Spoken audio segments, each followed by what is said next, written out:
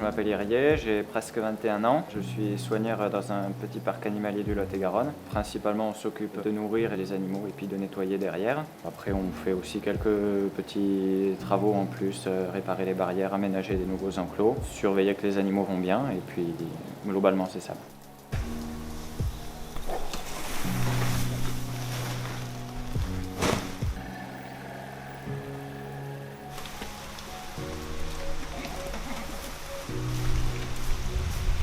Alors quand on est ouvert au public, on fait un premier tour de vérification générale le matin pour vérifier que personne n'est échappé, que tout le monde est dans les enclos et que c'est présentable pour les visiteurs. Quand on arrive dans un enclos, on compte que tous les animaux soient là, on vérifie qu'ils aillent bien, s'il y a eu des naissances en espérant qu'il n'y ait pas eu de mort. On donne à boire, à manger, on nettoie.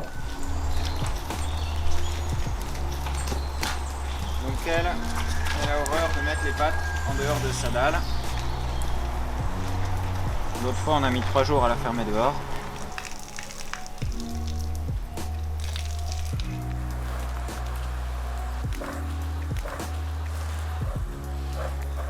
Des spectacles, on n'en fait pas encore, on va en présenter normalement l'année prochaine, donc de rapaces. Quand on nourrit, des fois les gens viennent voir, donc on répond un peu aux questions, ça fait aussi partie du travail.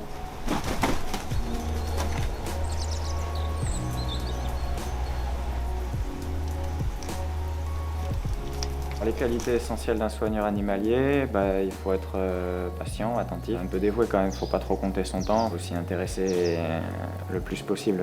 Ici, c'est vrai que c'est parfois un petit peu rude, mais c'est pas partout comme ça, c'est pas représentatif. Puis si on travaille dans un aquarium ou un reptilarium, c'est encore autre chose. Puis c'est pas un métier qui est forcément très rentable. Si on veut faire un truc juste pour l'argent, c'est pas ça qu'il faut choisir.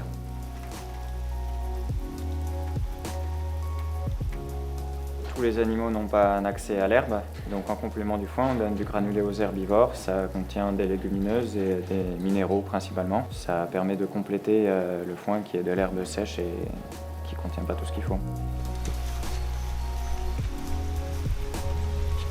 Alors oui, il y a des animaux qui s'apprivoisent beaucoup plus facilement que d'autres. Les animaux qui, dans la nature, vivent en groupe, en hiérarchie, c'est plus facile que les animaux comme par exemple des herbivores qui vivent en troupeau.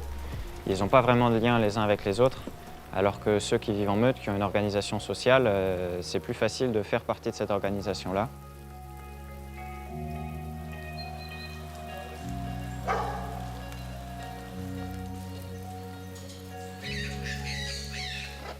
Les perroquets s'apprivoisent bien parce qu'ils ont une intelligence particulière pour les liens sociaux. Après, on peut apprivoiser des herbivores si on s'en occupe dès qu'ils sont petits. Dans ce cas-là, ils nous assimilent un peu. Si on voit que la mère s'en occupe bien, on les laisse. Bon, ici, en reproduction, c'est surtout des chèvres, des moutons, il peut y avoir des poules, des cochons d'Inde. Après, s'il y a un petit qui est plus en difficulté, oui, on essaie de faire au mieux pour compenser la mère ou remplacer la mère si vraiment elle s'en occupe pas du tout. Si c'est un mammifère, ça veut dire qu'il faut l'allaiter à heure régulière, plusieurs fois par jour. Il faut veiller à ce qu'il reste au chaud. Si on peut, on le laisse avec le groupe. Si vraiment il faut, on peut l'isoler à part. Mais dans l'idéal, on laisse faire la nature. Après, les animaux, est-ce qu'ils ont vraiment le sentiment de la liberté? Sans doute un peu. S'ils ont un grand espace et qu'ils n'en font pas le tour de façon mécanique, je pense que ça peut leur convenir très bien. Nous, si on avait le choix entre se débrouiller tout seul dans la nature sans rien du tout, sans assistance médicale ni quoi que ce soit, et être tranquillement avec des conditions décentes, qu'est-ce qu'on choisirait? Je ne sais pas. Mais les animaux, en général, ils aiment bien, même quand il y en a qui s'échappent, ils ont tendance à rentrer tout seuls dans leur cage. Est-ce que c'est par conformisme ou est-ce que c'est par juste qu'ils considèrent ça comme chez eux, qu'ils y sont tranquilles et bien? Moi, je pense qu'ils s'y sentent quand même plus en sécurité.